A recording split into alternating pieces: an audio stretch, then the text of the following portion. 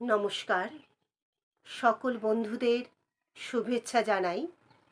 আপনাদের কাছে আমার একটি বিশেষ অনুরোধ, যদি আমার আবৃত্তি আপনাদের ভালো লেগে থাকে তাহলে অবশ্যই লাইক, কমেন্ট এবং সাবস্ক্রাইব করবেন। বর্ষা শুরু হয়ে গেছে, কিন্তু গরমের হাত থেকে এখনো পর্যন্ত আমরা রেহাই পাইনি। তাই আজ আমি আমার নির্বাচনে রেখেছি কবি সরলদের কবিতা গ্রীষ্মের মজা। এই মজাটা শুধুমাত্র ছোটদের জন্য।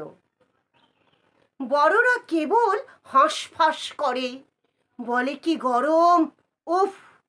ছোটদের নেই ভ্রুক্ষেপ, দেখো লাফায় ধাপুর ধূপ। টো টো করে ছোট ছেলেটা, কখন কোথায় হারায় ছাতা। মাথা ব্যথা নেই, মাথা নিয়ে ওর পড়ে না পায়ের পাতা। বড়রা ফেরায় কান ধরে আর ঘরে দেয় খিল তুলে, বলে ঘুমো তুই, নইলে পিটুনি।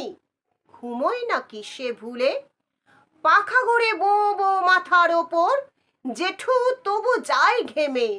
নাক ডাকে নাকি দুষ্টু ছেলেটা খাট থেকে আসে নেমে।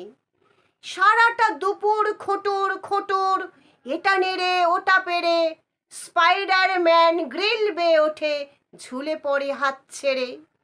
গ্রীষ্মের দিনে কত মজা সেটা ছোটরাই ভালো জানে।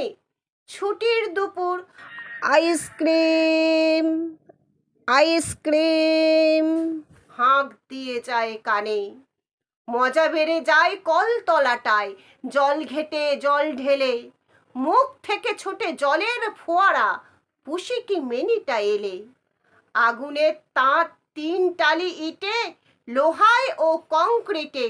গরম লাগে না ছোটদের, শুধু ঘামাচি বেরোয় পিঠে। গরম লাগে না ছোটদের, শুধু ঘামাচি বেরোয় পিঠে। নমস্কার।